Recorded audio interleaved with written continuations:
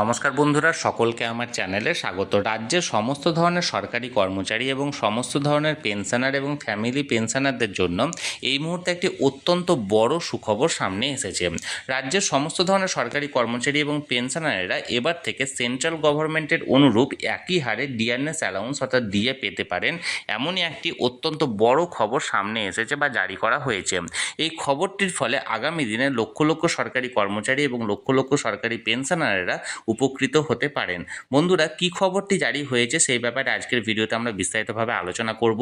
ভিডিওটি সকল ধরনের সরকারি কর্মচারী এবং সকল ধরনের পেনশনারদের জন্য অত্যন্ত গুরুত্বপূর্ণ, তাই প্রথম থেকে শেষ পর্যন্ত অবশ্যই ধৈর্য সহকারে দেখবেন এবং ভালো লেগে থাকলে অবশ্যই একটি লাইক করবেন এবং সকলের সঙ্গে শেয়ার করবেন। আর সেই সাথে এই চ্যানেলে যদি প্রথমবার হয়ে থাকেন এই রকমের ইনফরমেটিভ ভিডিও আরও দেখার জন্য যারা এখনও পর্যন্ত এই চ্যানেলটিকে সাবস্ক্রাইব করেননি তারা অবশ্যই চ্যানেলটিকে সাবস্ক্রাইব করে নিতে ভুলবেন না।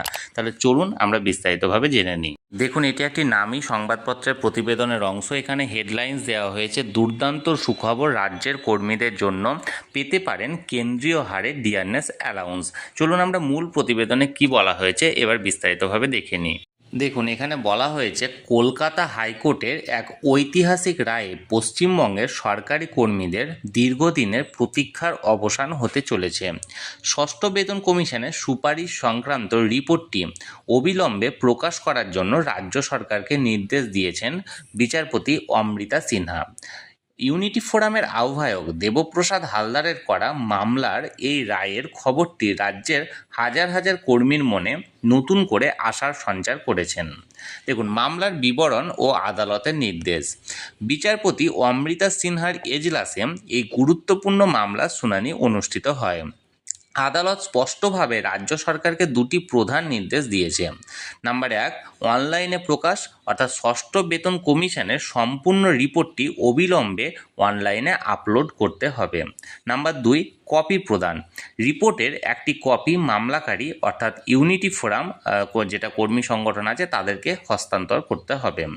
আদালত আরও মন্তব্য করে যে এই ধরনের গুরুত্বপূর্ণ একটি নথি এতদিন ধরে অপ্রকাশিত রাখা শুধু অনুচিতই নয়, বরং কর্মীদের প্রতি এক ধরনের অবিচার। দেখুন, ইউনিটি ফোরামের লড়াই ও কর্মীদের অধিকার। শ্রী দেবপ্রসাদ হালদার জানান যে প্রায় 1 দশক ধরে রাজ্যের কর্মীরা এই রিপোর্টের জন্য অপেক্ষা করছেন। তাদের মতে এই রিপোর্টে কর্মীদের মহার্ঘ ভাতা অর্থাৎ ডিআরএস অ্যালাউন্স এবং বাড়ি ভাড়া ভাতা অর্থাৎ হাউস রেন্টাল অ্যালাউন্স অর্থাৎ এইচআরএ সংক্রান্ত গুরুত্বপূর্ণ তথ্য রয়েছে, যা তাদের অর্থনৈতিক অধিকারের সঙ্গে জড়িত। ইউনিটি ফোরামের পক্ষ থেকে একাধিকবার আবেদন করা সত্ত্বেও রাজ্য সরকার রিপোর্ট প্রকাশে গড়িমসি করায় তারা শেষ পর্যন্ত আদালতের দ্বারস্থ হতে বাধ্য হন। এই আইনি লড়াইকে ইউনিটি ফোরাম তাদের এক নৈতিক জয় হিসাবেই দেখছে। এবার সরকারের অবস্থান ও ভবিষ্যৎ পদক্ষেপ। শুনানিতে রাজ্য সরকারের আইনজীবী জানান যে আদালতের নির্দেশ পেলেই তারা রিপোর্ট প্রকাশ করতে প্রস্তুত। মামলার পরবর্তী শুনানি আগামী 1 জুলাই ধার্য করা হয়েছে। এই রায়ের ফলে এখন সব নজর রাজ্য সরকারের পরবর্তী পদক্ষেপের দিকে। কর্মীরা আশা করছেন খুব শীঘ্রই তারা তাদের বহু প্রতীক্ষিত বেতন কমিশনের সুপারিশগুলি সম্পর্কে বিস্তারিতভাবে জানতে পারবে, যা তাদের ভবিষ্যতের অধিকার আদায়ে সহায়ক হবে। এই ঘটনাটি রাজ্যের সরকারি কর্মীদের মধ্যে এক নতুন আশার আলোড়ন সৃষ্টি করেছে এবং তাদের অধিকার সম্পর্কে আরও সচেতন করে তুলেছে। দেখুন, এই বিষয়ে এক কথায় বলতে গেলে যেটি দাঁড়ায়, ষষ্ঠ বেতন কমিশন যখন লাগু করা হয় অর্থাৎ কমিশনটিকে যখন এস্টাবলিশড করা হয় তখন বেতন কমিশন নিজের কার্যকালের পরে একটা রিপোর্ট রাজ্যের কাছে জমা দিয়েছিল এবং সেই রিপোর্টে বেতন কমিশন যে যে বিষয়গুলি এখানে উল্লেখ করেছিল সেই বিষয়গুলি থাকার কথা, কিন্তু রাজ্যের তরফ থেকে বেতন কমিশনের সেই রিপোর্টটি অর্থাৎ ষষ্ঠ বেতন কমিশনের সেই রিপোর্টটি প্রকাশ করা হয়নি এবং এরপর ইউনিটি ফোরাম কর্মী সংগঠনের পক্ষ থেকে রাজ্যের কাছে বারবার আবেদন করা হয়েছিল যাতে করে এই ষষ্ঠ বেতন কমিশনের অরিজিনাল রিপোর্টটি জনসমক্ষে প্রকাশ করা হয় বা অনলাইনে পাবলিশ করা হয়, যাতে করে সকলেই এই রিপোর্টে যে সমস্ত তথ্যগুলি এন্ট্রি করা আছে সেগুলি দেখতে পারে।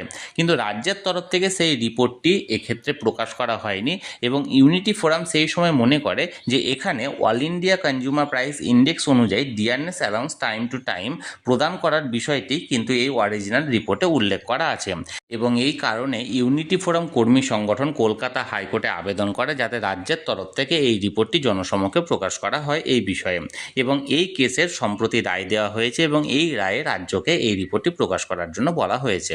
তাহলে বন্ধুরা, একটি নামী সংবাদপত্রের প্রতিবেদনে এই আরটিআই যেটা করা হয়েছিল ষষ্ঠ বেতন কমিশনের আন্ডারে, যেটি সম্প্রতি রায় দেওয়া হয়েছে, এই বিষয়ে যে তথ্যটি তুলে ধরা হয়েছিল সেটি আমি সরাসরি আপনাদের সামনে শেয়ার করলাম। এই নিয়ে যদি আপনাদের কোনো কিছু প্রশ্ন থাকে অবশ্যই কমেন্ট করতে পারেন, আর ভিডিওটি ভালো লেগে থাকলে অবশ্যই একটি লাইক করুন এবং সকলের সঙ্গে শেয়ার করুন। আর সেই সাথে চ্যানেলে যদি প্রথমবার হয়ে থাকেন এই রকমের ইনফরমেটিভ ভিডিও আরও দেখার জন্য যারা এখনও পর্যন্ত এই চ্যানেলটিকে সাবস্ক্রাইব করেননি তারা অবশ্যই চ্যানেলটিকে সাবস্ক্রাইব করে রাখুন। ধন্যবাদ, দেখা হচ্ছে পরের ভিডিওতে।